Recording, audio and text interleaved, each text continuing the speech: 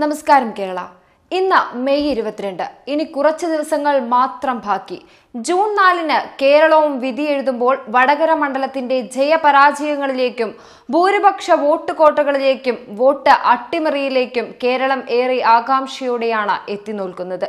ആര് ജയിക്കും എന്നതിനപ്പുറം വടകര മണ്ഡലത്തിൽ നടന്നത് ഒരു സൈബർ അറ്റാക്ക് വോട്ടുപിടുത്തത്തിന്റെ സാമാന്യം ഭേദപ്പെട്ട രാഷ്ട്രീയ കുതന്ത്രങ്ങളുടെയും PR ഐഡിയകളുടെയും വിചിത്രമായ മത്സരം തന്നെയായിരുന്നു. ഒരു സ്ത്രീ എന്ന നിലയിൽ LDF സ്ഥാനാർത്ഥി ശൈലജ ടീച്ചർക്കെതിരെ ഉപയോഗിച്ച സൈബർ ആയുധം തരം താണു പോയെങ്കിലും UDF സ്ഥാനാർത്ഥി ഷാഫി പറമ്പിൽ നേരിട്ടതും സാമാന്യം ഭേദപ്പെട്ട സൈബർ അറ്റാക്ക് തന്നെയായിരുന്നു. പക്ഷെ ഒരു വിവാദം മാത്രം ഇപ്പോഴും മറനീക്കി പുറത്തു വന്നിട്ടില്ല. ആരാണ് ഇലക്ഷൻ പ്രചരണങ്ങൾ ഒന്ന് കൊഴുപ്പിക്കാൻ കാഫിർ പ്രയോഗം നടത്തിയത് എന്ന ചോദ്യവുമായി പോലീസ് ഇപ്പോൾ ഇരുട്ടിൽ തപ്പുകയാണ്. യൂത്ത് ലീഗ് പ്രവർത്തകനായ മുഹമ്മദ് കാസിമിന്റെ പേരിലാണ് കാഫിർ പ്രയോഗം പ്രചരിച്ചത്.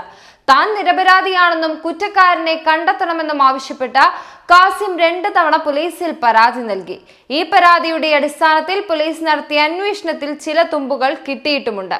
വിഷയത്തിൽ revolutionary youth Onchiyam block committee ഗുരുതരമായ ആരോപണവുമായി രംഗത്തെത്തിയിരിക്കുകയാണ്. CPM കോഴിക്കോട് ജില്ലാ സെക്രട്ടറി P. മോഹനന്റെ മകൻ ഉൾപ്പെടുന്ന സംഘമാണ് വ്യാജ സ്ക്രീൻഷോട്ട് നിർമ്മിച്ച് പ്രചരിച്ചതെന്ന ആരോപണമാണ് റവല്യൂഷണറി യൂത്ത് ഉന്നയിക്കുന്നത്.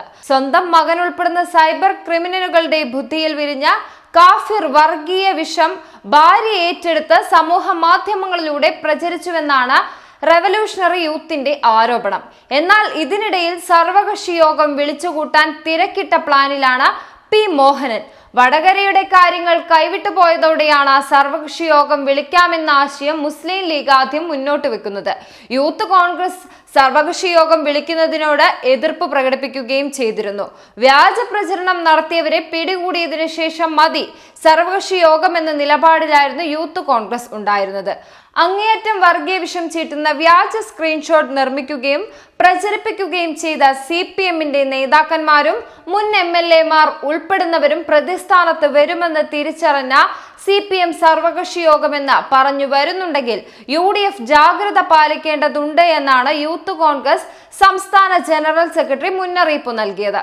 സർവകക്ഷി യോഗം വിളിക്കുന്നതിനോട് യൂത്ത് ലീഗിന് എതിർപ്പില്ല. എന്നാൽ പ്രതിയെ പിടികൂടണമെന്ന ആവശ്യത്തിനാണ് പ്രഥമ പരിഗണന എന്നാണ് യൂത്ത് ലീഗിന്റെ നിലപാട്.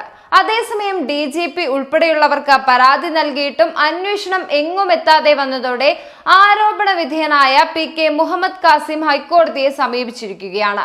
അന്വേഷണം നടത്തണമെന്ന ഉത്തരവിടണമെന്ന് ആവശ്യപ്പെട്ടാണ് കാസിം ഹൈക്കോടതിയെ സമീപിച്ചത്. വ്യാജ പോസ്റ്റുമായി ബന്ധപ്പെട്ട വിവരങ്ങൾ കൈമാറണമെന്ന് മെറ്റിയോട് ആവശ്യപ്പെട്ടിട്ടുണ്ടെന്ന് വടകര CI അറിയിച്ചു. മെറ്റിയുടെ റിപ്പോർട്ട് ഇതുവരെ ലഭിച്ചില്ല. റിപ്പോർട്ട് ലഭിച്ചതിനു ശേഷം മാത്രമേ തുടർ നടപടികളുമായി മുന്നോട്ടു പോകാൻ സാധിക്കൂ എന്നാണ് CIയുടെ നിലപാട്. വടകര മണ്ഡലത്തിൽ ആര് ജയിക്കണം എന്നതിനപ്പുറം ഒരു വർഗീയ രാഷ്ട്രീയത്തിലൂടെ UDFനെ നേരിടാനുള്ള കുതന്ത്രങ്ങളാണോ ഇത് എന്ന് സംശയിക്കേണ്ടതായിരിക്കുന്നു.